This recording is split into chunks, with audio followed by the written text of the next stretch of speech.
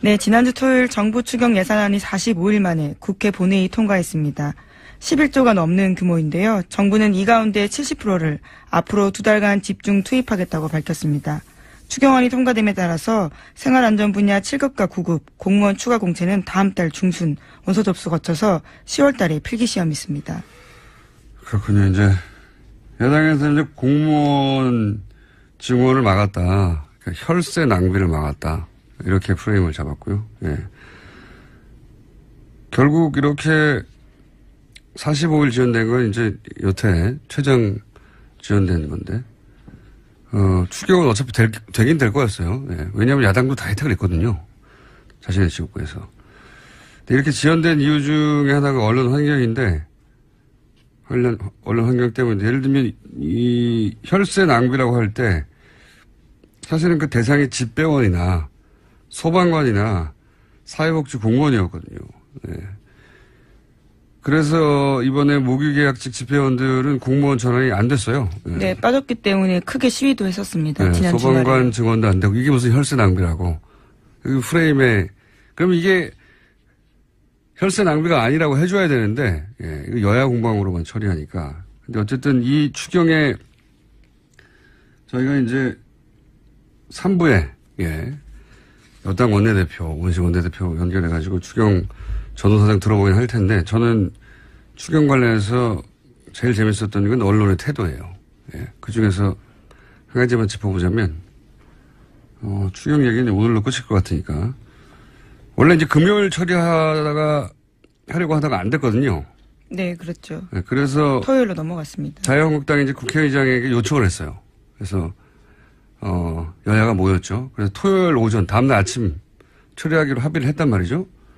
그런데 여기서 이제 정족수가 모자라서 왔다 갔다 했잖아요.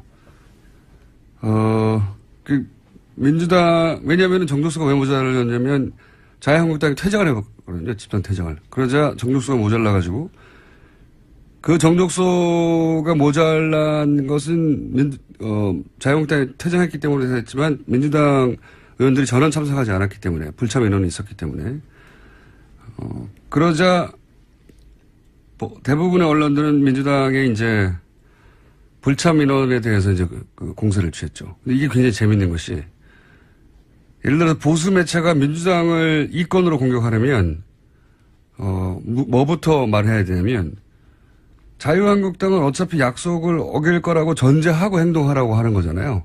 예. 몰랐어? 자유한국당 약속 안 어길 거? 약속 어길 거? 자유한국당 말을 믿었단 말이야? 그런 다음에 민주당을 비판해야지 이게 논리적 정함이 맞아요. 왜냐하면 들어오기로 했는데 들어왔다가 나가버려가지고 정수 모자랐거든요. 예. 반면에 진보 매체는 민주당을 먼저 비판하는 게 맞죠. 자유한국당이 어떤 작전을 펴든지 그걸 상대하면서 아젠다를 관철시킬 책임이 여당이 있다. 이렇게 비판할 수 있어요. 근데 이런 일이 생기면 보통 지금도 그렇지만 민주당 불참 인원을 주로 공격합니다. 왜냐하면 여기에 이제 진보 보수 프레임 싸움에서 보수 매체가 유리한 지점이 있는 건데 진보 매체는 무슨 일이 생기잖아요. 그러면 일단 자기 진영을 비판하는 스탠스를 취해요. 우리는 우리 편이라고 봐주지 않는다. 공평무사하다. 이런 자의식이 있거든요. 보수 매체는 무슨 일이 생기면 진영의 바깥에서 책임을 지울 곳을 찾아요. 네. 우리가 잘못한 게 아니다. 그들 탓이다. 이래서 결국 어떤 일이 생기냐면 물론 민주당 불참 의원들은 각각 개별 사안에 따라 비판받을 수 있어요. 근데 동시에 자유한국당이 전날 밤에 약속했는데 바로 다음날 아침에 집단 퇴장할 줄 몰랐다 우리는. 이 항변도 일리가 있거든요. 얘기가 길어지는데. 근데 그 항변은 누가 대신 해주질 않아요. 그러다 보니까 만약에 이런 일이 보수 정권이 집권하는 시절에 벌어졌잖아요. 그러면 민주당이 전날 약속해놓고 집단 퇴장을 했다고 그러니까 불참이 아니라 집단 퇴장에 포커스 맞춰서 공격을 받았을 거거든요. 예. 전날 밤 약속조차 믿을 수 없는 신뢰할 수 없는 정당이다. 막 폭격을 당했을 거예요. 근데 지금은 그렇지 않잖아요. 예. 사안을 잘 보면 지금 언론 환경이 보여서 재밌는데 설명해도 재밌는지 모르겠네. 저는 재밌으다만. 예. 어쨌든 이러나 저러나 보수든 진보든 민주당 때리기가 더 쉽다. 프레임 싸움에서 지기가 쉽다 항상. 그런 사례라고 봅니다. 이거 추경과 관련된 여러 가지. 물론 더불어민주당 내에서도 기강에 대한 이야기들이 나오긴 했었습니다. 당연하죠. 네. 그런 만큼 자유한국당이 집단퇴장한 것에 대해서도 비판을 해야 되는데 일리 있거든요. 약속을 안 지킨 거니까. 여야 합의해서 다 들어오기로 했으니 정족수 문제는 없다고 생각했던 사람들이 있는 거죠. 안일하게. 예. 그렇게 비판을 받지는 않는다는 거죠. 보통은 불참한 민주당만 때리는데 그건 진보보수도 상관없이 그렇다. 항상. 정반대로 보수 정권 집권할 시기였으면 그렇게 공격당하지 않았다. 정반대로 야당이 공격받았을 것이다. 이런 얘기입니다. 자, 다음 뉴스는요. 네, 이재용 삼성전자 부회장 재판 소식 전해드리겠습니다. 지난주 특검팀이 금요일 재판에서 청와대 캐비넷에서 나온 문건 중 일부를 증거로 제출했습니다. 청와대가 삼성 계열사 합병과 경영권 승계 등을 챙긴 정황이 담긴 문건 16건입니다. 특검 쪽에서는 해당 문건을 작성한 청와대 행정관 등을 확인해서 최근 검찰이 조사를 했다라고 밝혔습니다. 또 이재용 부회장 쪽에서 증거 채택에 동의하지 않으면 행정관들을 재판의 증인으로 부를 수도 있다고 말했습니다. 그러니까요. 청와대가 특정 기업의 경영권 승계, 가족일이잖아요. 아버지가 아들한테 제가 옛날부터 얘기하지만 삼성의 표표증에는 딴 거 없어요. 세금 아끼려고 아버지가 아들한테 회사 물려주고 싶은데 세금 아끼려다가 벌어진 일이거든요. 이거를 청와대가 왜 걱정해 줍니까? 네, 경영권 승계를 위해 삼성이 뭘 원하는지 파악해야 한다. 이런 내용이 쓰여있다고 네. 전해드린 바 있습니다. 그리고 뭐 정부 역할이 있다고 그 과정에서 정부가 챙길 걸 챙겨야 된다. 뭐 이런 식으로. 기회로 활용해야 된다라는 거죠. 네, 기회가 활용한, 정부가 기회로 활용할 게 뭐 있어요? 설사 삼성 경영권 승계를 국가 경제를 위해서 했다고 칩시다. 그렇다고 정부가 기회로 활용할 건 뭐 있습니까? 뭘 챙기자는 거예요? 발상 자체가 말이 안 되는 건데 하여튼 이런 문서가 만들어졌다는 거고. 근데 이제 이 문건을 작성한 사람이 하필 검사였다는 거 아닙니까? 네, 그렇습니다. 지금은 검찰로 복귀한 이모 검사인데요. 당시에 민정수석실 행정관이었습니다. 또 그때가 우병우 전 수석이 민정비서관으로 있을 때였는데요. 해당 검사의 진술에 따르면 당시 우병우 민정비서관의 지시로 다른 행정관과 함께 해당 문건을 작성해서 민정비서관에게, 그러니까 우병우 전 수석에게 보고했다라는 겁니다.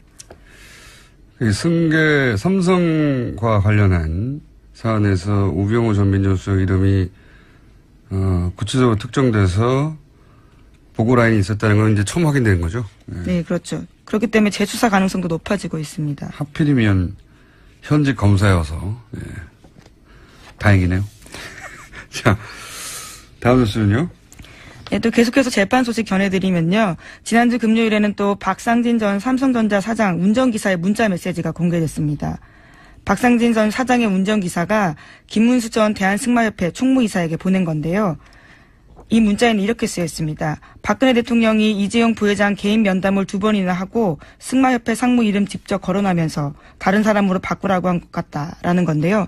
그러니까 박근혜 전 대통령이 삼성 인사에 구체적으로 개입했다라는 내용이 쓰여 있다라는 겁니다. 이게 보통 제보자가 말이죠. 운전기사가 많아요. 정말 많은 걸 곁에서 알고 있기 때문에요. 그러니까 보통 차 안에서는 자유롭게 통화를 하는 데다가 뭐 누군가를 만나고 와서 운전기사가 물어보지 않아도 보통 말하는 경우도 많고요. 제가 받았던 제보 중에서도 운전기사 제보가 많습니다. 많은데 이건 제보가 아니라 이제 수사 과정에서 운전기사를 통해서, 그래서 검찰에서 이런 재벌이나 고위급 공무원들 운전기사가 있거든요. 수사할 때 운전기사 수사를 많이 해요. 정치인들도 그렇고.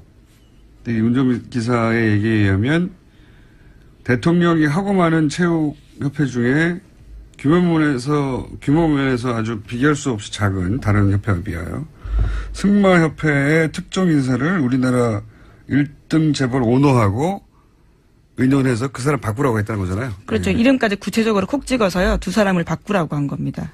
그 2사람을 박근혜 전 대통령이 알았을 리가 있나요? 예, 승마와 관련된 인사들을. 최순실 씨의 요구라고 봐야죠. 네, 실제로 2015년 7월 달에 2사람 만남이 있었는데요. 바로 전날 안종범 전 수석 수첩에도 2사람 이름 쓰여 있습니다. 그러니까요. 예. 그 사람이 승마협회에 가야 승마협회가 원하는 대로 돌아간다는 걸 어떻게 알겠어요? 승마를 한 사람이 아닌데, 박근혜 전 대통령이. 이건 최순실 씨의 청탁, 오더 라고 봐야 되겠죠. 예, 저희 취재한 바에 따라서도요. 박원호 전 승마협회 전무라고 네. 최순실 씨 측근이 있거든요. 핵심입니다. 그 사람이 쓴 문건에 있는 내용과 똑같이 그대로 안종범 전 수석 수첩에 쓰여 있습니다. 그러니까 순서가 최순실, 박원호, 박근혜, 안종범 이렇게 내려오는 거죠. 그렇군요.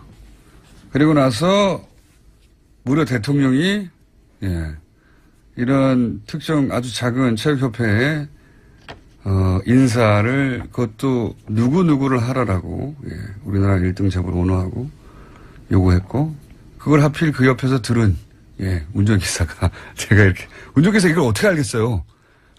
이게 당사자에게 문자를 보내준 겁니다. 이제 인사 교체가 있을 거라고요. 그러니까 전해들은 전화 통화를 하면 알겠죠, 차 안에서. 예. 운전기사가 이걸 어떻게 알았겠어요? 대통령과 이재용 부회장이 두 번을 만나가지고 승마협회 상무 이름 이렇게 말하면서 다른 사람 바꾸라 한 거를 운전기사가 어떻게 알았겠냐고. 그런 일이 실제로 있었으니까 말했겠죠. 웃기지 않습니까, 이거? 최순실 씨가 이렇게 할 수 있는 사람이었어요. 근데 그거를 박근혜 전 대통령 거들어 했고.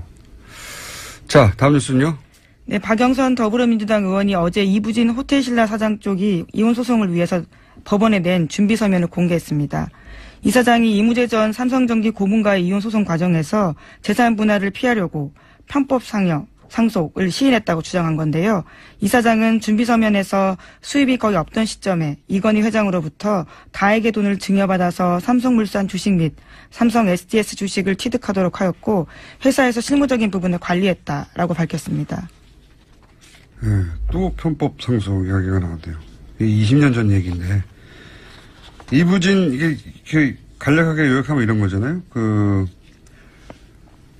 이재용 부회장 케이스와 이게 똑같은 거거든요.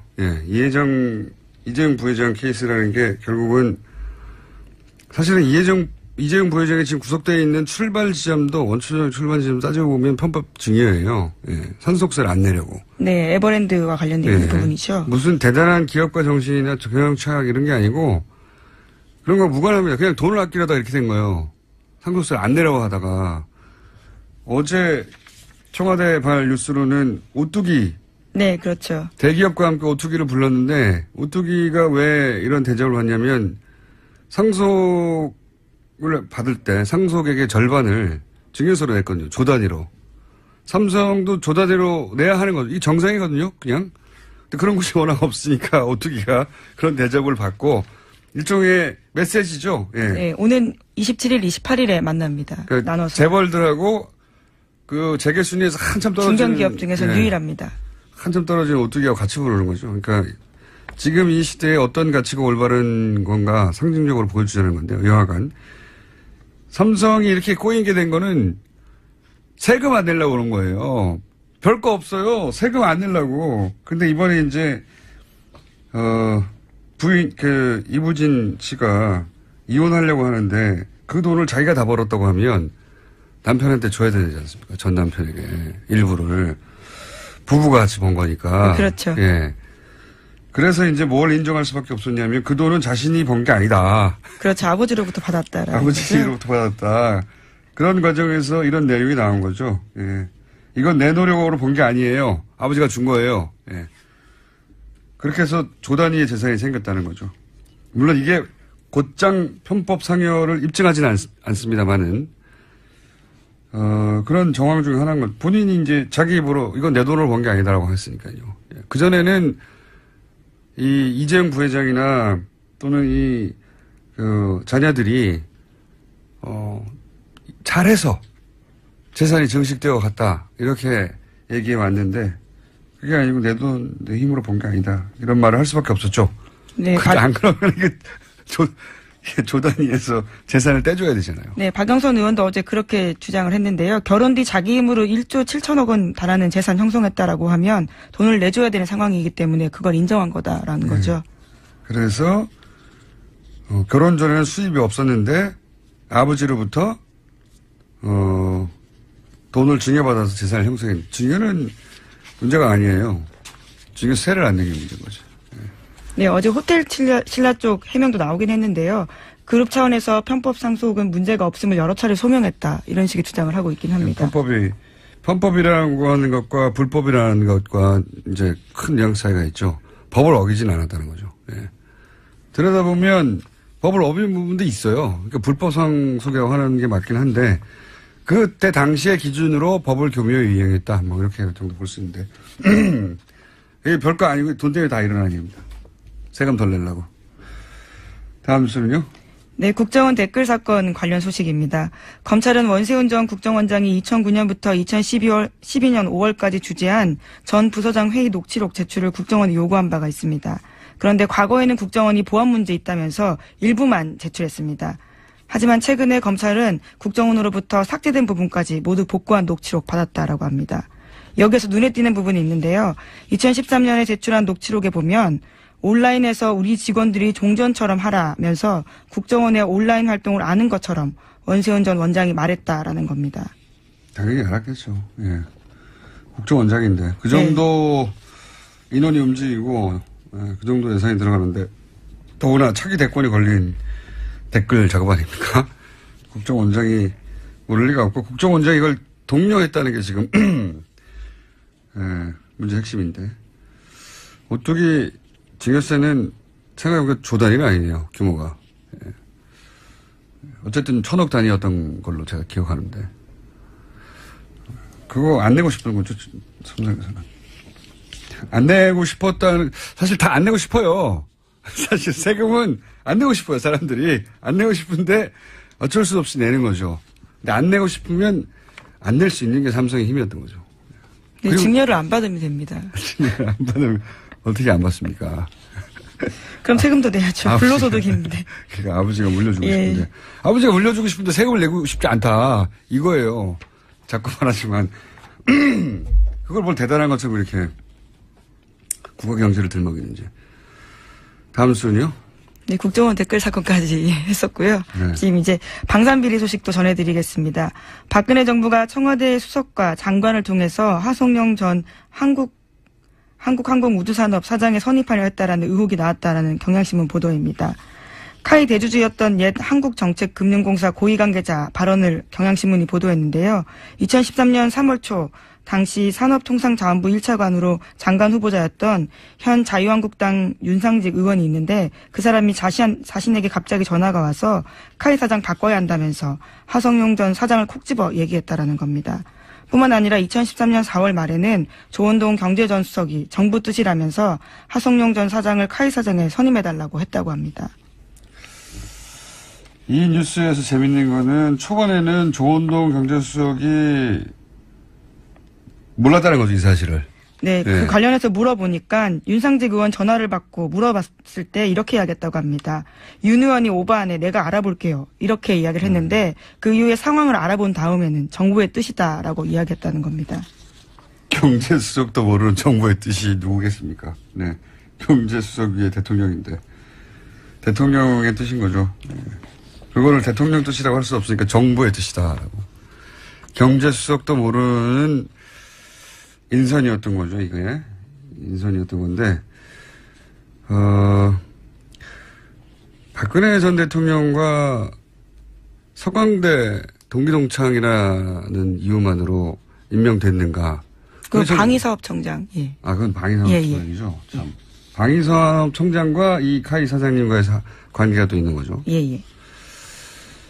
왜 이분이 발탁됐을까? 무슨 거액의 정치자금 얘기도 하는데, 그게 참 궁금합니다. 예. 최초에 이분을 선임하고, 그리고 그게 비리가 있는데도 불구하고 계속 밀어준 이유. 그게 이제, 언론 보도로는 연임노비라고만 표현하는데, 예, 예. 자신이 연임하려고 이 돈을 다 써버렸으면 연임할 이유가 뭐가 있습니까?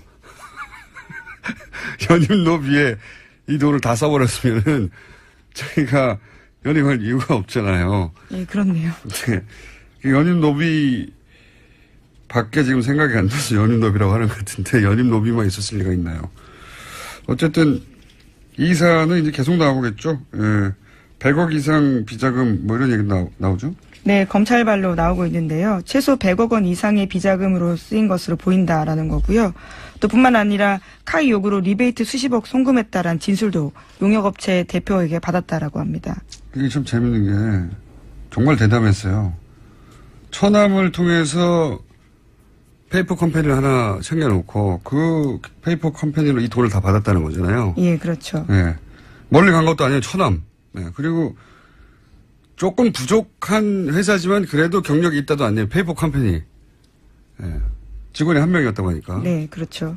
글로 돈을 다 받았다는 거예요. 이런 무식하고 단순한 방법을 용감하게 실행에 옮겼는데 이런 단순하고 무식한 방법으로 했다는 건 그만큼 자신이 있었다는 거 아니겠어요? 네. 무슨 자신이었을까? 네. 뒷배가 누구였을까 궁금합니다. 어쨌든 이렇게 단순하게 하는데도 사정당국이 몰랐다는 것도 좀 말이 안 되는 것 같고요. 네. 자, 방산 비리는 앞으로 계속 나올 것 같고요. 지금 시간이 거의 다 됐기 때문에 제목 정도만. 네. 트럼프 미국 대통령이 러시아 스캔들에 관련해서 셀프 사면 언급하면서 또 거센 역풍을 맞고 있습니다. 이 얘기는 뭐냐면, 예, 탄핵 얘기가 나오니까 자신한테 사면권이 있다. 그렇죠. 미국 대통령은 사면에 관해 완벽한 권한을 갖고 있다. 사면을 생각해보면 어떠한가라고 자신의 트위터에 올렸다고 합니다. 너무 재밌지 않습니까? 대통령 탄핵 그리고 측근들, 가족에 대한 러시아 내통한 혐의가 나오니까 자기가 셀프로 사면하겠다는 이야기를. 야, 대단하지 않습니까? 상상력이? 창의적인 것 같습니다. 대단한 사람이에요. 예. 자기 중심성이 대단합니다. 정말. 모든 사안을 자기 중심으로 해석해서. 근데 이 사람이 전 세계에서 가장 힘 있는 자리에 있으니까요. 자, 오늘 여기까지 해야 될 것 같습니다. 시사인의 김은지였습니다. 감사합니다. 탈원전. 네, 논란 중입니다. 탈원전 반대 진영에서는 원전이 가장 싸고, 탈원전은 전기요금을 결국 높일 것이다. 이런 주장을 합니다. 그런데 최근 미국과 영국에서 태양광, 풍력 같은 재생에너지가 조만간 원전보다 훨씬 더 저렴해질 거라는 정부의 보고서가 나왔습니다. 미국과 영국 각 정부기관의 보고서가 나와 이 문제를 전문가와 함께 좀 오늘은 짚어보려고 합니다. 에너지기술평가위원장을 지낸 한양대 안남성 교수님 스튜디오에 직접 나가십니다. 안녕하세요. 예, 감사합니다. 예. 굉장히 전문적인 영역이거든요, 이게. 예, 어려운 분야입니다. 저희가 이걸 과연 소화할 수 있을지. 자, 우선 이 보고서가 나왔다는 제가 기사를 보고, 이거, 우리가 여태껏 알고 있던 상식과는 다르다. 원전이 여러 가지 위험에도 불구하고 가장 저렴하다. 이게 이제 가장 강력한 논리 중에 하나였거든요. 예. 그런데, 그리고 이제 태양광, 예를 들어서 회사가 예. 태양광이 더 싸다. 이런 주장은 예전부터 해왔지만 미국과 영국 정부에서 태양광이 곧 더 원전보다 저렴해질 거라는 건 처음 듣는 얘기거든요. 그래서 제가 여쭤보려고 하는데 이게 미국, 영국 어떤 정부기관에서 이런 보고서가 나온 겁니까? 미국은 EIA라고 해갖고요. 예. 에너지 인스티튜트 오브 에이전시 이렇게 되어 있습니다. 미국에 매년 1년에 한 번 정도 정기적으로 모든 에너지 자원에 대해서 예. 얼마 정도가 앞으로 있고 가격은 어떻게 바뀔 거고 특히 이제 발전 단가 같은 거 전기를 생산할 때 어떻게 변할 건지 이제 미래 예를 들면 한 30년 후에는 어떠한 에너지 믹스를 가지고 갈 건지 이런 내용들을 이렇게 전망하는 내용이 보고서고요. 매년 내는 거군요. 예. 네. 그다음에 이제 영국 같은 경우는 영국의 비즈니스 그다음에 이제 영국의 영어라 잘 입이 안 나오시는군요. 영국 상무성이라고 이제 우리가 보통 얘기하는데요. 네. 거기서 이제 이렇게 나름대로 거기도 이제 지금 에너지 문제가 상당히 에너지 문제는 중요한 정책이니까 중요한 정책입니다. 특히 이제 영국 같은 경우는 이제 해상 풍력 같은 게 많은데 거기 또 원자력도 같이 지금 열심히 추진을 하고 있는 국가입니다. 그래서 네. 이제 특히 이제 가격이 굉장히 중요하기 그렇죠. 때문에 그런 인포메이션을 투자가한테 제공하기 위한 목적으로 항상 이렇게 발행을 하고 있습니다. 미국과 영국에서 이제 매년 예. 앞으로 이제 에너지 정책을 어떻게 펼칠까 그 기준이 이제 기본적으로 첫 번째는 단가니까. 예. 근데 그 보고서에 따르면은 태양광 혹은 풍력을 합친 이런 재생에너지 쪽이 얼마 있다가 언제보다 싸진다는 겁니까? 한 10년 이내 이게 10년 이내요? 이내로 이렇게 싸진다 이렇게 많은 거기 보고서 2025년 6년 이렇게 얘기 나오고 있습니다. 단가가 전체적으로 확 떨어지는 것은 지금도 태양광하고 풍력 쪽은 단가가 많이 떨어지고 있습니다. 현실적으로. 물론 뭐 원전 얘기를 단가 얘기로만 할 수는 없는데. 맞습니다. 예. 그렇지만 하도 돈 얘기를 하니까요. 저쪽에서 더 싸다고. 그러면 7년이면 그렇게 먼 미래는 아니네요.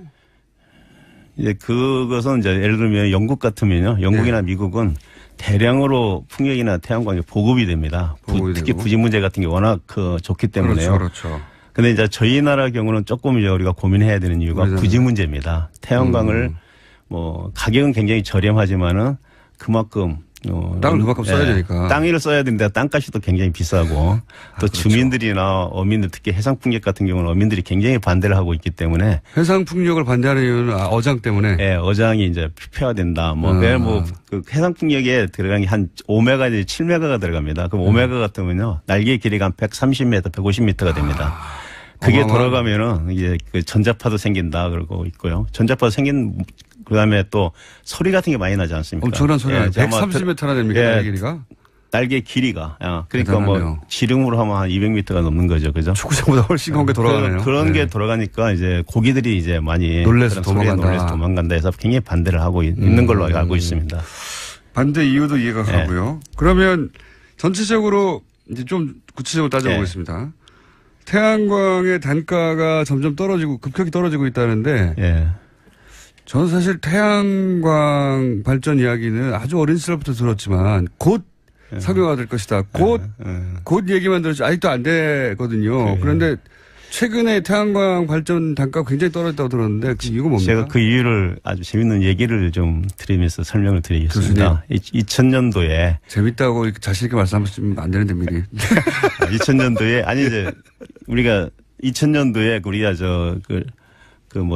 서브 프라임 모기지 사건이 이제 미국 월가에서 있지 않습니까? 그래서 세계 경제가 휘청거리면서 굉장히 어려웠습니다. 네, 그렇죠. 근데 그때까지만 해도 사실 태양광 같은 게 정부 보조공으로 굉장히 운영이 이제 많이 됐었습니다. 그러니까 나중에 언젠가 되긴 될 테지만 지금 당장은 아니다. 뭐 이런 그 당시에요. 근데 보조금을 운영되다 보니까 정부가 경제가 어려우니까 다 줄였습니다. 보조금을 안 주기 시작했죠. 그러니까 이제 유럽에 있는 특히 스페인이나 이탈리아 같은 이런 태양광을 대대적으로 하던 나라들이 다 취소를 했습니다.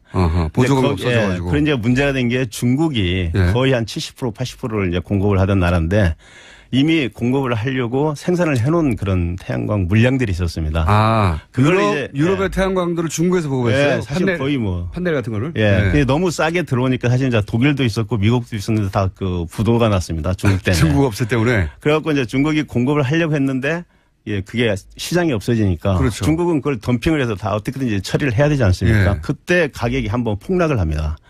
폭락을 하는데 거기서 이제 우리가 역설적으로 원래 이 태양광 같은 이런 기술들은 그 보급이 많이면 될수록 보급이 2배가 되면 가격이 한 30%가 떨어진다고 합니다.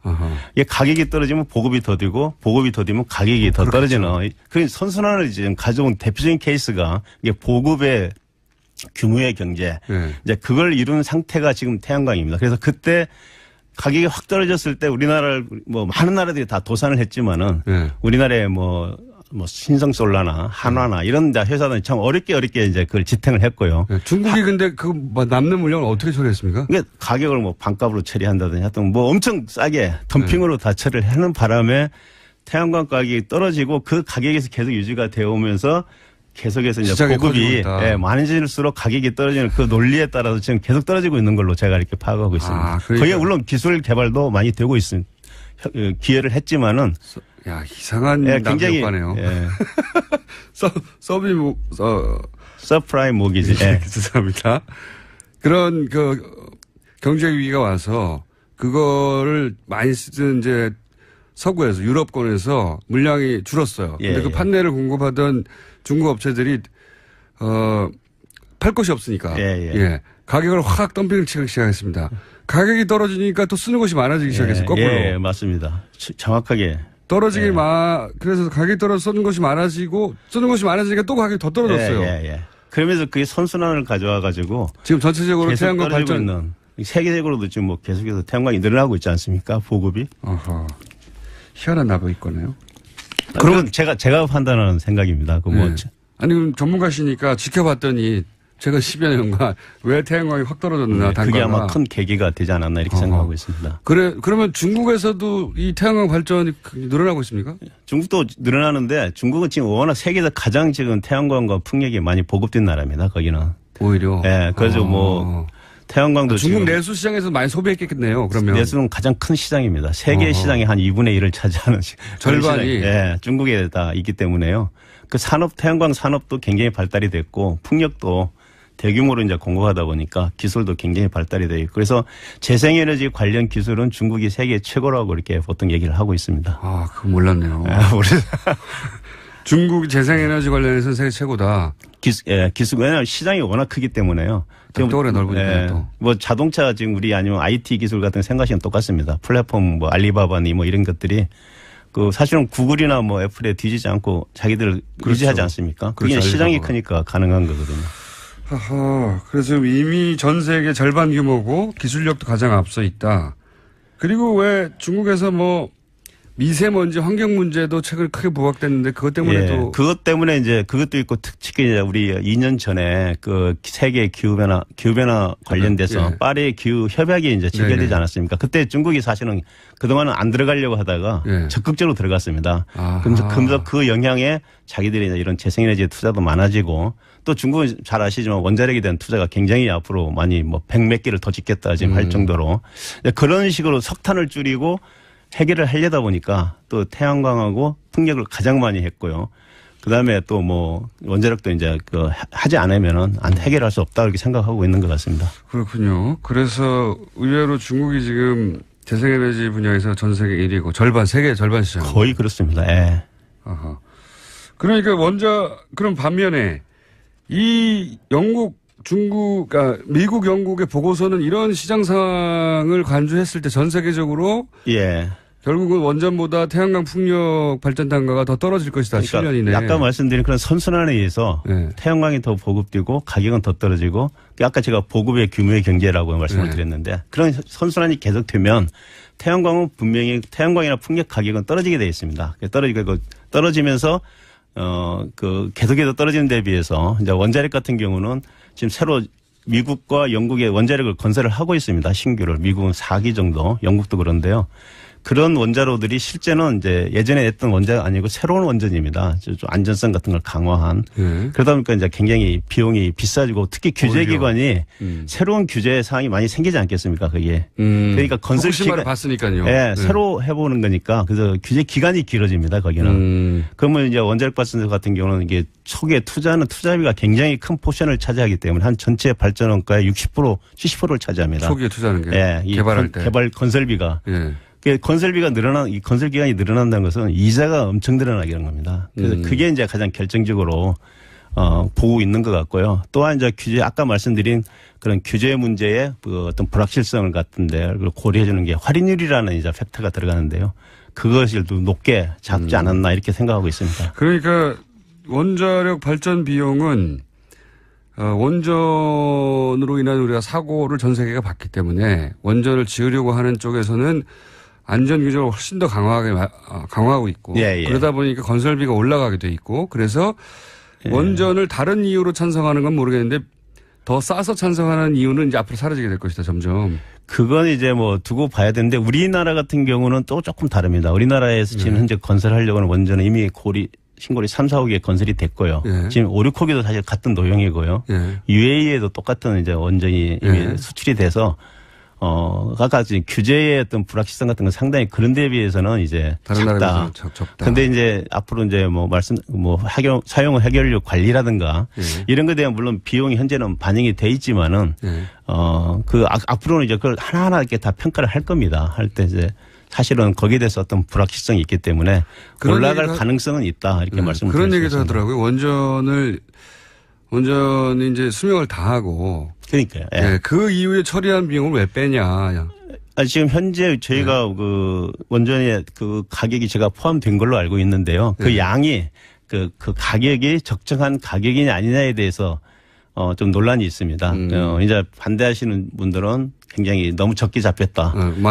찬성하시는 분들은 충분히 들어가 있다. 이렇게 얘기를 하고 있는데 그건 아직도 실제 이제 가봐야 아는 그런 내용이기 때문에. 알겠습니다. 그 부분은 그 부분대로 하나의 논쟁거리인데 제가 이제 그럼 원전 아니면 뭘 할 거냐라는 질문을 당연히 하게 되거든요. 그런데 재생에너지가 뭐 7년 정도면 단가가 원전보다 더 싸진다고 하면 그건 이제 미국의 경우. 미국의 경우에 영국 미국 보고서인데 우리는 어떻게 될지 아직 모르겠습니다만은 그러면 7년이면 사실 금방이거든요. 네, 금방입니다. 지금 준비해야 되는 거거든요. 그럼 예. 우리나라 상황은 어떻습니까? 예를 들어 제가 가장 머릿속에 태양광 하면 떠오르는 게 주택에 태양광 판넬 설치해가지고 개인적으로 각 가정에서 전기세를 그걸로 감면받거나 혹은 실제로 많이 생산해서 팔기도 하는 근데 그게 성공적이지 않았잖아요, 그동안. 그다지. 예, 근데 이제 그게 사실 이제 특히 재생에너지 같은 걸 이렇게 보급을 확대하려면 정말 그 고도의 전략이 필요한데요. 전략이요? 예, 잘 아시다시피 뭐 그동안 이제 우리나라 같은 경우는 이제 97%를 해외에서 수입하지 않습니까? 네. 그 에너지 자원을.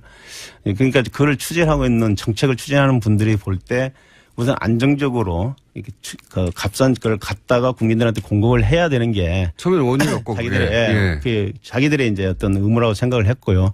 또 태양이나 뭐 풍력 같은 경우는 양이 적지 않습니까? 우선 생산할 수 있는 양이 너무 적다. 이걸 조금 그 하는 것도 상당히 그 비용이 많이 들어가는 그런 이제 것 때문에 사실 무시당하다시피 그동안 지금 뭐 태양광 같은 경우 1%도 안 되지 않습니까? 전체. 그렇게 해왔는데 이제 중국은 얼마나 커버하고 있습니까? 이 재생에너지로? 재생에너지로 그렇게 많이 해도 뭐 거기도 한 3-4%밖에 안 됩니다. 3-4%요? 예. 워낙 거기는 전체가 크기 때문에요. 그렇죠. 그런데 3-4%를 했더니 전 세계 절반이 됐다는 거죠? 그 정도, 그런 거죠. 우리는 1%도 안 되고. 그러면 이제 저렴해지고 있습니다. 저렴해지고 있고 이 시장이 결국은 조만간이라는 게 7년인지 10년인지 모르겠습니다만 어쨌든 생각보다는 빠른 시간 내에 굉장히 경제성도 아주 좋아질 거라고 기술적인 관점에서는 그렇게 예상되는데 우리가 이거를 그러면 적용할 수 있는 가능성은 어떻습니까? 전문가 보시면. 그래서 아마 이번 그 문재인 정부에서 우리가 2030년까지 신재생 20%를 하겠다 이렇게 이제 사실 공약을 내세우고 지금 추진을 아마 제가 하는 걸로 알고 있습니다. 그 이유가 이제 아까 같이 그 태양광이나 풍력의 가격이 이렇게 급속도로 떨어지는 걸 이제 인지를 하신 것 같고요. 그럼 지금부터 준비해야 되지 않습니까? 지금 준비를 이제 시작하겠죠. 이제 정부가 시작이 됐으니까. 그게 가격이 떨어지면서 뭐 예를 들면 이제 문제는 아까 말씀드린 그런 부지 문제. 그걸 어떻게 해결할 거냐가 이제 앞으로 산업부나 환경부나 이런 정부 기관들이 새만금처럼 크게 간척해서는 안 됩니까 그거? 새만금에 해도 좋다고 하는 분들도 있습니다. 근데 그게 이제 사실은 이 전력 산업, 에너지 산업을 담당하는 데는 산업부입니다. 새만금을 담당하는 데는 농촌진흥체인가 뭐 그렇습니다. 농림부. 부서가 다르기 때문에 여기는 또 여기가 이제 뭐. 그래서 정부 의지가 중요하다고 말씀하셨죠. 근데 정부가 통합을 해야 되고요. 전체적으로. 그걸 아마 이제 청와대나 이런 데서 통합을 해서 한 컨트롤 타워가 있어야 되지 않나. 그렇게 하지 않고는 물론 뭐 가격은 떨어지지만 그 부지 문제를 해결하기 위해서는 특히 규제가 가장 큰 거기 때문에요. 그 한 부처 힘만 갖고는 안 되는 것 같습니다. 정부 그래서 의지가 중요하다. 정부가 강력하게 그런 의지를 내세우고 그 목표를 향해서 가는 게 맞지 않나 이렇게 생각합니다. 이전 정부는 어땠습니까? 최근 이명박 박근혜 정부. 이명박 정부 때는 사실 잘 아시다시피 녹색 성장이라 해갖고. 녹색이에요. 그때 처음으로 이제 사실은 뭐 태양광, 풍력 뭐 이런 것들이 이제 사실 그 전까지도 거의 뭐 잊혀졌던 건데 그래도 이제 수면 위로 올라왔는데 그 당시만 해도 가격이 굉장히 비쌌습니다. 태양광도 비쌌고 가격이. 그 잘 아시겠지만 뭐 2000년대 중반만 해도 지금 태양광 같은 게 우리가 그 발전 차액 지원금이라 했고 정부가 다 보상해주는 제도가 있습니다. 맞습니다. 태양광이 한 700원 정도 이제 시작을 했던 건데 지금 그게 한 200원대로 이제 떨어져도 된다고 얘기를 하거든요. 워낙 비쌌기 때문에 그리고 소량이고 그때는 또 이제 원자력이 또 하나 들어가 있지 않습니까? 녹색 기술에. 녹색을 원자력으로 한 건 정말 웃겼어요. CO2를 발생하지 않는다는 이제 그런 이제 명목으로 이제 시작이 됐던 거고요. 하여튼 그래서 폐기물이 나오지 않습니까? 어쨌든. 그래서 태양광하고 거기에 대한 하여튼 굉장히 나름대로는 노력을 했는데 기술 개발에도 투자 굉장히 많이 했습니다. 사실 이제 저희 에너지 기술 평가원도 그때 그걸 이제 연구를 한 걸 지원하라고 만들어진 그런 기관이었습니다. 그런데 이제 문제는 아까 시장 문제, 뭐 규제 문제 이런 것들을 해결을 못한 거 아닌가. 그러니까 굉장히 정부 의지가 강해서 전체적으로 통과라면 컨트롤 타워가 있어서 그 문제를 해결해 가야 되는데. 그때는 있었습니다. 그때는 있었다. 그 기후변화 수석이라 청와대 안에 네. 있었는데도 그 뭐 녹색 성장위원회 그런 것도 있었고요. 그래가지고 근데 이게 부서간에 이게 제 생각은 그렇습니다. 부서간에 그게 잘 안 됐고 또 가격이 굉장히 비싸다 보니까 알겠습니다. 보조금이 많이 나가게 되고. 박근혜 정부 때는요? 박근혜 정부 때는 이제 크게 뭐 그 분야에 대해서는 관심이 없어요. 예, 관심이 없다는 것보다는 일단은 뭐 잘 아시겠지만 녹색이란 말을 거의 사용하지 않을 정도로 좀 우리나라 좀 그렇지 않습니까? 정권이 이렇게 바뀌고 가면은 전 정권이 사용하던 그런 걸 사용하지 않는. 단어는 아니더라도 이 재생에너지에 대한 관심이나 투자는 어떻습니까? 그 꾸준히 돼 왔는데요. 그 수준을 아주 점프를 한다든가 그런 건 안 됐었던 걸로 제가 알고 있습니다. 그냥 하는 수준으로 그냥 유지하는. 그 정도나 뭐 약간 작게. 뭐 지금 네. 그러면 교수님 말씀은 지금은 그 수준을 확 높이고 정부가 이걸 통합 컨트롤 타워로 세워서 힘을 실어주고 해야 된다는 거잖아요. 당연히 그렇습니다. 그렇지 않으면 힘듭니다. 20% 목표 달성을 하려면요. 네. 정말 혁명적인 말씀드린 대로 그 사고 방식, 우리가 접근 방법이 필요합니다. 지금처럼 뭐 보조금 좀 더 주고 이런 식으로 접근해갖고는 절대 달성 못 하고요. 그거는 거의 실험적인 수준이지. 그렇잖아요. 그러니까 네. 어떤 가정은 태양열 판넬로 자기 집 전기를 해결하는 데 수준이지 그게 정부 시책 수준에서 벌어지는 게 아니거든요. 예. 그래서 요즘 이제 많이 이제 얘기되고 있는 게 부지 문제 해결하는 하나의 방안으로 예. 예를 들면 우리 호남평야 같은 게 굉장히 넓지 않습니까? 호남평야. 예. 거기 농사 지어야죠. 농사 짓고 쌀을 생산하는데 농민들한테 이제 소득이 굉장히 많이 안 가니까 예. 그 중에 일부를 뭐 이제 태양광을 전기를 만들어내는 평야로 만들자. 그런 논의도 있습니다. 그런 이제 뭐 얘기도 좀 많이 나오고 있고요. 왜냐하면 이제 태양광을 하게 되면 그 돈이 바로바로 농민들한테 가게 되니까. 쌀 대신 태양을. 네, 쌀 대신 태양을 생산하면 어떠냐 이런 얘기도 지금 나오고 있고요. 많은 아이들이 지금 나오고 있습니다. 그래서 지금 그것도 일부는 아마 농촌 그 태양광 사업화 하는 게 이제 시범 프로젝트로 아마 제 에너지관리공단이 시행을 하고 있는 걸로 알고 있고요. 그럼 여러 가지 지금 아이디어들이 많이 나오고 있는데, 제 생각은 그걸 이제 산업부나 뭐 산업부 장관께서 아마 제 생각은 주관을 하시지 않을까 싶은데, 그래서 통합을 해서 정말 어떤 그 노력을 하지 않으면은요, 20% 달성은 정말 어렵다 하는 걸 제가 말씀을 드리겠습니다. 기술의 문제가 아니라 기술은 이미 많이 올라왔는데 기술은 이제 거의 뭐 많이 올라왔는데 올라왔는데 정부가 정말 이 재생에너지가 이런 원전이나 혹은 뭐 화력발전 이런 걸 대체할 미래 에너지 산업이라고 생각하고 지금 집중적으로 관리하고 투자하고 기반을 만들지 않으면 안 되는데 그런 의지가 있느냐? 그 당연히 그건 정부의 의지가 가장 중요하다고 생각합니다. 저는 정부가 그런 의지를 보이려면 사실은 사람들이 이해를 해야 되거든요. 이 사안을. 태양광이라고 하면 아직도 그거는 기술 개발 중이고 그냥 실험적인 거지. 그건 개인 단위의 주택 태양광 지붕에 설치하는 이 정도지. 그게 정말로 그걸 이제 미래를 우리가 조금만 보면 한 10년만 지나면은요. 요즘 우리 전기자동차 얘기 많이 하지 않습니까? 저장장치 얘기 많이 하고요. 일반 집에서 지붕에서 태양광으로 전력을 생산해서요. 배터리에 저장을 해놓고 내가 사용하고 남는 전기는 또 전기자동차가 와서 충전을 해서 사용하는 이런 시대가 온다고 이제. 멀지 않았다. 그 미국 DOE에서 최근에 나온 보고서를 보면요. 레스된 게 10년 이내. 그것도 얘기를 하고 있습니다. 전기자동차까지 연결해 생각해보면 그러네요. 호주 이제 보면 지금 그렇게 하고 있고요, 이미. 굉장히 큰 변화가, 하는데 그 핵심은 뭐냐? 저는 태양광 발전이라고 생각합니다. 알겠습니다. 안남성 교수님이었습니다. 감사합니다. 예, 감사합니다. 해야지 이게 논리적 정함이 맞아요. 왜냐하면 들어오기로 했는데 들어왔다가 나가버려가지고 정수 모자랐거든요. 예.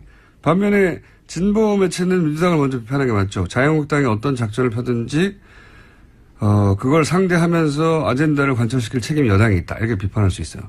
근데 이런 일이 생기면 보통 지금도 그렇지만 민주당 불참 인원을 주로 공격합니다. 왜냐하면 여기에 이제 진보 보수 프레임 싸움에서 보수 매체가 유리한 지점이 있는 건데 진보 매체는 무슨 일이 생기잖아요. 그러면 일단 자기 진영을 비판하는 스탠스를 취해요. 우리는 우리 편이라고 봐주지 않는다. 공평무사하다. 이런 자의식이 있거든요. 보수 매체는 무슨 일이 생기면 진영의 바깥에서 책임을 지울 곳을 찾아요. 네. 우리가 잘못한 게 아니다. 그들 탓이다. 이래서 결국 어떤 일이 생기냐면 물론 민주당 불참 의원들은 각각 개별 사안에 따라서 사연에 따라 비판받을 수 있어요. 근데 동시에 자유한국당이 전날 밤에 약속했는데 바로 다음날 아침에 집단 퇴장할 줄 몰랐다 우리는. 이 항변도 일리가 있거든요. 얘기가 길어지는데. 근데 그 항변은 누가 대신 해주질 않아요. 그러다 보니까 만약에 이런 일이 보수 정권이 집권하는 시대에 벌어졌잖아요. 그러면 민주당이 전날 약속해놓고 집단 퇴장을 했다고, 그러니까 불참이 아니라 집단 퇴장에 포커스를 맞춰서 공격을 받았을 거거든요. 예. 전날 밤 약속조차 믿을 수 없는, 신뢰할 수 없는 정당이다. 막 폭격을 당했을 거예요. 근데 지금은 그렇지 않잖아요. 예. 사안을 잘 보면 지금 언론 환경이 보여서 재밌는데 설명해도 재밌는지 모르겠네. 저는 재밌으다만. 예. 어쨌든 이러나 저러나 보수든 진보든 민주당 때리기가 더 쉽다. 프레임 싸움에서 지기가 쉽다 항상. 그런 사례라고 봅니다. 이거 추경과 관련된 여러 가지. 물론 더불어민주당 내에서도 기강에 대한 이야기들이 나오긴 했었습니다. 당연하죠. 네. 그런 만큼 자유한국당이 집단 퇴장한 것에 대해서도 비판을 해야 되는데 일리 있거든요. 약속을 안 지킨 거니까. 여야 합의해서 다 들어오기로 했으니 정족수 문제는 없다고 생각했던 사람들이 있는 거죠. 안일하게. 예. 그렇게 비판을 받지는 않는다는 거죠. 보통은 불참한 민주당만 때리는데 그건 진보 보수도 상관없이 그렇다. 항상. 정반대로 보수 정권 집권할 시기였으면 그렇게 공격당하지 않았다. 정반대로 야당이 공격받았을 것이다. 이런 얘기입니다. 자, 다음 뉴스는요. 네, 이재용 삼성전자 부회장 재판 소식 전해드리겠습니다. 지난주 특검팀이 금요일 재판에서 청와대 캐비넷에서 나온 문건 중 일부를 증거로 제출했습니다. 청와대가 삼성 계열사 합병과 경영권 승계 등을 챙긴 정황이 담긴 문건 16건입니다. 특검 쪽에서는 해당 문건을 작성한 청와대 행정관 등을 확인해서 최근 검찰이 운전기사가 있거든요. 수사할 때 운전기사 수사를 많이 해요. 정치인들도 그렇고. 근데 이 운전기사의 얘기에 의하면 대통령이 하고 많은 체육협회 중에 규모 면에서 아주 비교할 수 없이 작은 다른 협회에 비하여 승마협회의 특정 인사를 우리나라 1등 재벌 오너하고 의논해서 그 사람 바꾸라고 했다는 거잖아요. 그렇죠. 네. 이름까지 구체적으로 콕 찍어서요. 두 사람을 바꾸라고 한 겁니다. 그 두 사람을 박근혜 전 대통령이 알았을 리가 있나요? 예, 승마와 관련된 인사들을. 최순실 씨의 요구라고 봐야죠. 네, 실제로 2015년 7월 달에 두 사람 만남이 있었는데요. 바로 전날 안종범 전 수석 수첩에도 두 사람 이름 쓰여 있습니다. 그러니까요. 예. 그 사람이 승마협회에 가야 승마협회가 원하는 대로 돌아간다는 걸 어떻게 알겠어요. 승마를 한 사람이 아닌데 박근혜 전 대통령이. 이건 최순실 씨의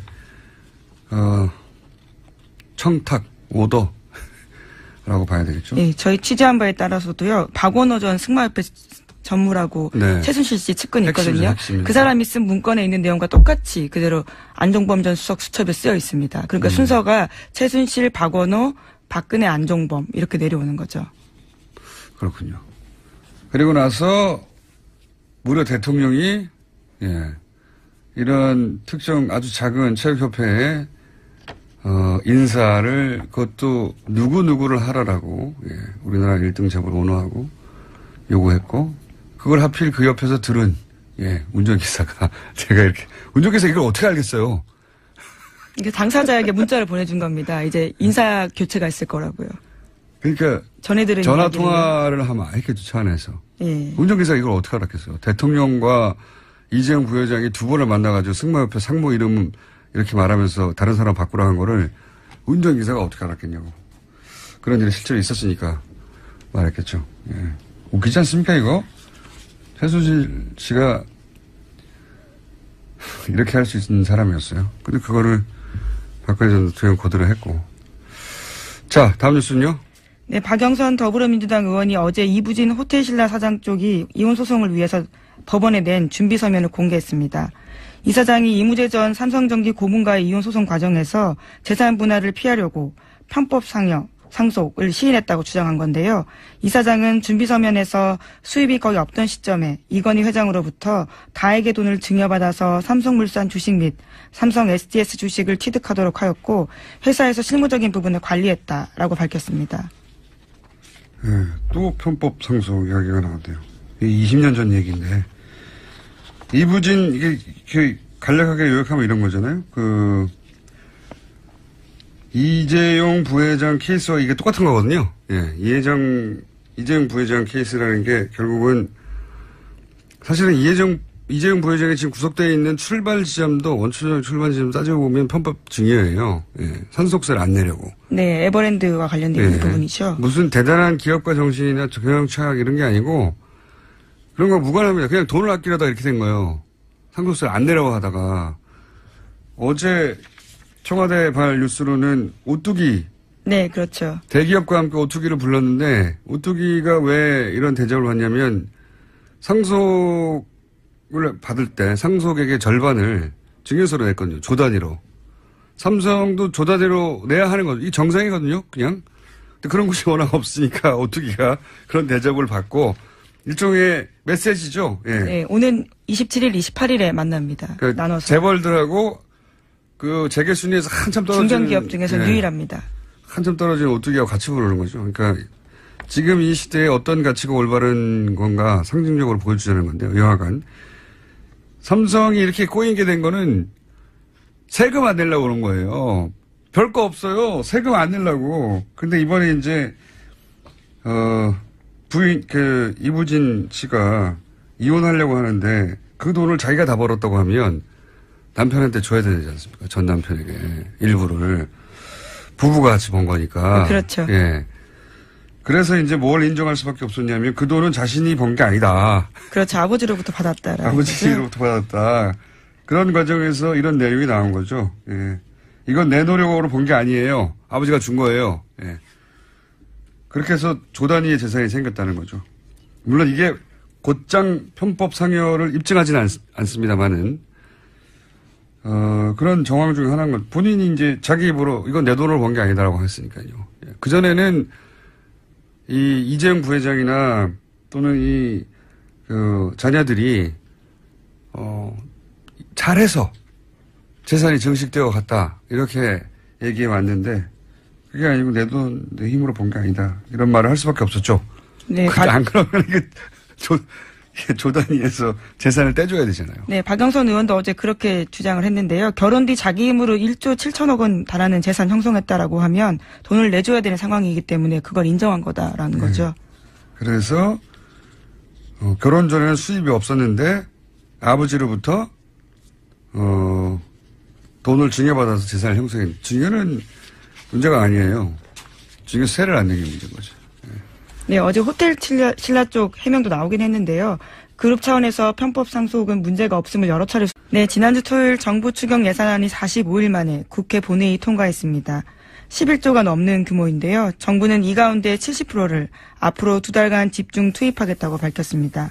추경안이 통과됨에 따라서 생활안전 분야 7급과 9급 공무원 추가 공채는 다음 달 중순 원서 접수 거쳐서 10월 달에 필기 시험이 있습니다. 그렇군요. 이제 야당에서 이제 공무원 증원을 막았다. 그러니까 혈세 낭비를 막았다. 이렇게 프레임을 잡았고요. 예. 결국 이렇게 45일 지연된 건 이제 여태 최장 지연된 건데, 추경은 어차피 되긴 될 거였어요. 예. 왜냐하면 야당도 다 혜택을 했거든요. 자신의 지역구에서.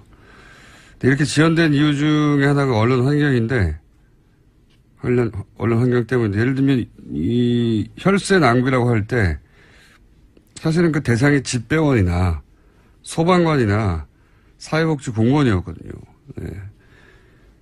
그래서 이번에 모기계약직 집배원들은 공무원 전환이 안 됐어요. 네, 네, 빠졌기 때문에 크게 시위도 했었습니다. 네, 지난 소방관 주말에. 증원도 안 되고 이게 무슨 혈세 낭비라고. 그 프레임에 그럼 이게 혈세 낭비가 아니라고 해줘야 되는데, 예, 이거 여야 공방으로만 처리하니까. 근데 어쨌든 이 추경에 저희가 이제 3부에, 예, 여당 원내대표, 원식 원내대표 연결해가지고 추경 전후사정 들어보긴 할 텐데, 저는 추경 관련해서 제일 재밌었던 건 언론의 태도예요. 예, 그 중에서 한 가지만 짚어보자면, 추경 얘기는 오늘로 끝일 것 같으니까. 원래 이제 금요일 처리하다가 하려고 하다가 안 됐거든요. 네, 그렇죠. 네, 그래서 토요일로 넘어갔습니다. 자유한국당이 이제 국회의장에게 요청을 했어요. 그래서 여야가 모였죠. 그래서 토요일 오전 다음날 아침 처리하기로 합의를 했단 말이죠. 그런데 여기서 이제 정족수가 모자라서 왔다 갔다 했잖아요. 민주당, 왜냐면은 정족수가 왜 모자랐냐면 자유한국당이 퇴장을 해봤거든요. 집단 퇴장을. 그러자 정족수가 모자라가지고 그 정족수가 모자란 것은 자유한국당이 퇴장했기 때문에 했지만 민주당 의원들이 전원 참석하지 않았기 때문에 불참 인원이 있었기 때문에 그러자 대부분의 언론들은 민주당의 이제 불참 인원에 대해서 이제 그 공세를 취했죠. 근데 이게 굉장히 재밌는 것이 예를 들어서 보수 매체가 민주당을 이권으로 공격하려면 뭐부터 말해야 되냐면 자유한국당은 어차피 약속을 어길 거라고 전제하고 행동하라고 하는 거잖아요. 예. 몰랐어? 자유한국당 약속 안 어길 거? 약속 어길 거? 자유한국당 말을 믿었단 말이야? 그런 다음에 민주당을 비판. 조사를 했다라고 밝혔습니다. 또 이재용 부회장 쪽에서 증거 채택에 동의하지 않으면 행정관들을 재판의 증인으로 부를 수도 있다고 말했습니다. 그러니까요. 청와대가 특정 기업의 경영권 승계 가족일이잖아요. 아버지가 아들한테 제가 옛날부터 얘기하지만 삼성의 편법 증여는 딴 거 없어요. 세금 아끼려고 아버지가 아들한테 회사 물려주고 싶은데 세금 아끼려다가 벌어진 일이거든요. 이거를 청와대가 왜 걱정을 해줍니까? 네, 경영권 승계를 위해 삼성이 뭘 원하는지 파악해야 한다. 이런 내용이 쓰여있다고 네. 전해드린 바 있습니다. 그리고 뭐 정부 역할이 있다고 그 과정에서 정부가 챙길 걸 챙겨야 된다. 뭐 네, 이런 식으로. 기회로 활용해야 된다라는 거죠. 네, 정부가 기회로 활용할 게 뭐 있어요? 설사 삼성 경영권 승계를 국가 경제를 위해서 했다고 칩시다. 그렇다고 정부가 기회로 활용할 건 뭐 있습니까? 뭘 챙기자는 거예요? 발상 자체가 말이 안 되는 건데 하여튼 이런 문서가 만들어졌다는 거고. 근데 이제 이 문건을 작성한 사람이 하필 검사였다는 거 아닙니까? 네, 그렇습니다. 지금은 검찰로 복귀한 이모 검사인데요. 당시에 민정수석실 행정관이었습니다. 또 그때가 우병우 전 수석이 민정비서관으로 있을 때였는데요. 해당 검사의 진술에 따르면 당시 우병우 민정비서관의 지시로 다른 행정관과 함께 해당 문건을 작성해서 민정비서관에게 그러니까 우병우 전 수석에게 보고했다라는 겁니다. 승계 삼성과 관련한 사안에서 우병우 전 민정수석 이름이 구체적으로 특정돼서 보고 라인이 있었다는 건 이제 처음 확인된 거죠. 네, 그렇죠. 그렇기 때문에 재수사 가능성도 높아지고 있습니다. 하필이면 현직 검사여서 다행이네요. 자, 다음 뉴스는요.